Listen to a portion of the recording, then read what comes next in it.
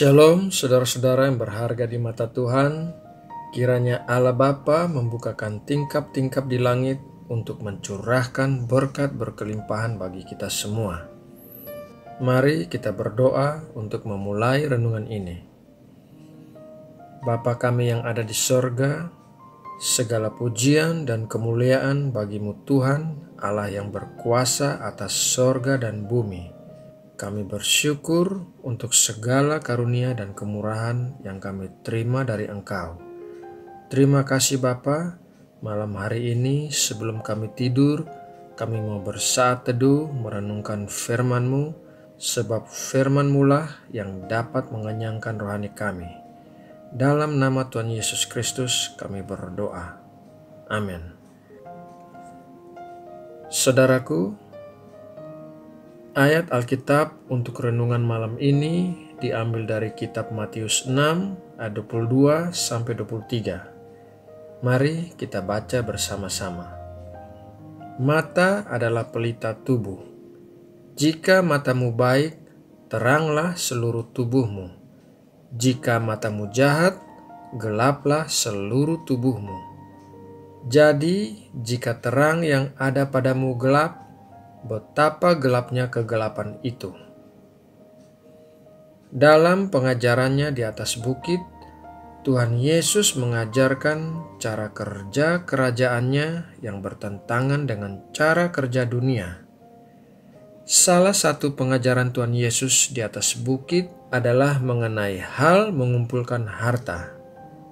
Anehnya, di tengah-tengah pembicaraan mengenai mengumpulkan harta, Tuhan Yesus menyinggung tentang mata.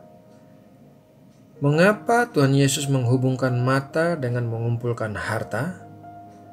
Karena Tuhan Yesus menginginkan kita memandang tentang pengumpulan harta dengan mata rohani, bukan mata jasmani.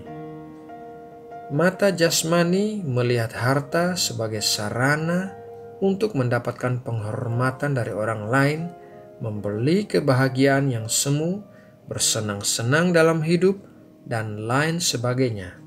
Tetapi mata rohani melihat harta sebagai sarana untuk mendukung kerajaan Allah di dunia ini dan untuk memenangkan jiwa-jiwa bagi kemuliaan Tuhan. Dikatakan dalam ayat Alkitab yang telah kita baca bahwa mata adalah pelita tubuh yang bisa membuat terang atau gelap seluruh tubuh. Artinya, mata bisa mempengaruhi pikiran kita sedemikian rupa sehingga kita melakukan hal-hal yang baik atau melakukan hal-hal yang buruk. Cara kerja mata jasmani adalah apa yang terus-menerus dilihat akan mempengaruhi cara berpikir kita. Lama-kelamaan, hal itu akan membentuk suatu pola kebiasaan di dalam kita.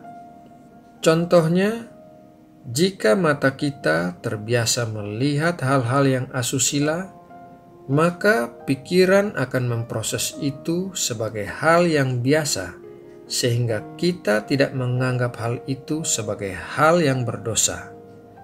Akan tetapi, cara kerja mata rohani bertolak belakang dengan cara kerja mata jasmani. Mata rohani dipengaruhi oleh pikiran yang telah dipengaruhi oleh Roh Kudus, sehingga ketika mata memandang hal-hal yang asusila, Roh Kudus lewat pikiran memperingatkan untuk memandang hal itu sebagai dosa dan menjauhinya.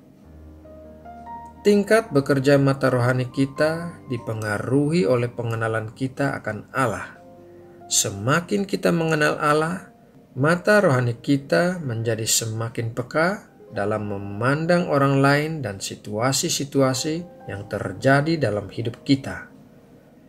Apa yang kita lihat dengan mata jasmani seringkali berbeda dengan apa yang kita lihat dengan mata rohani. Jika kita mengenal Allah sebagai Allah yang suka menghakimi, kemungkinan besar kita akan melihat segala sesuatu dengan mata yang menghakimi.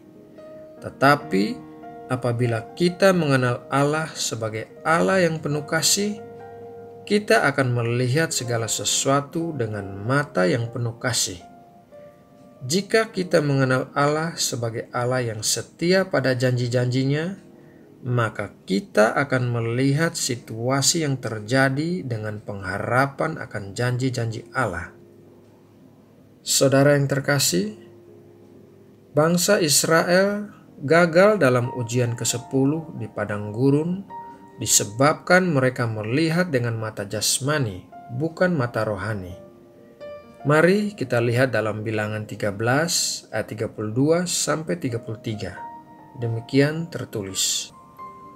Juga mereka menyampaikan kepada orang Israel kabar busuk tentang negeri yang diintai mereka dengan berkata, negeri yang telah kami lalui untuk diintai adalah suatu negeri yang memakan penduduknya, dan semua orang yang kami lihat di sana adalah orang-orang yang tinggi-tinggi perawakannya.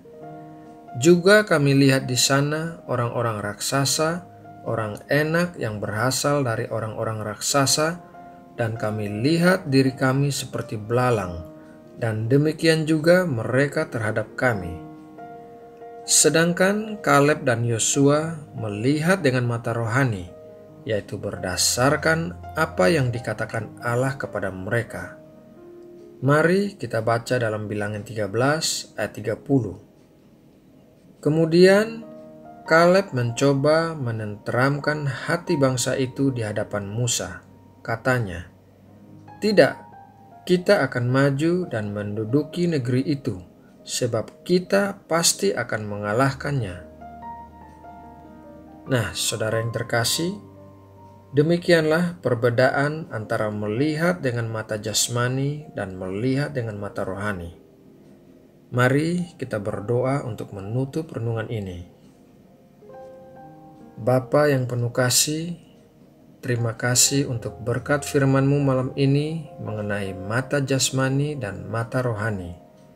Tolong berikan kami mata rohani yang peka ya Bapa, yang bisa memandang segala situasi dan orang-orang lewat kebenaran firman-Mu, dan berikan kami hati yang taat mendengar suara Roh Kudus dalam setiap situasi. Terima kasih Bapa.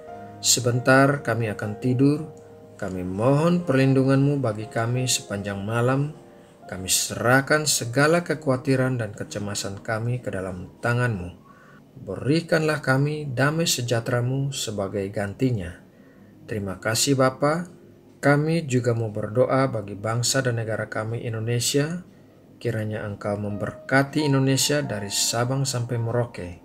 Curahkanlah roh hikmat dan pengetahuan bagi anak-anak-Mu di Indonesia, agar semakin bertambah-tambah pengurapan dan karunia-karunia roh. Terima kasih Bapa. Dalam nama Tuhan Yesus Kristus kami berdoa. Amin.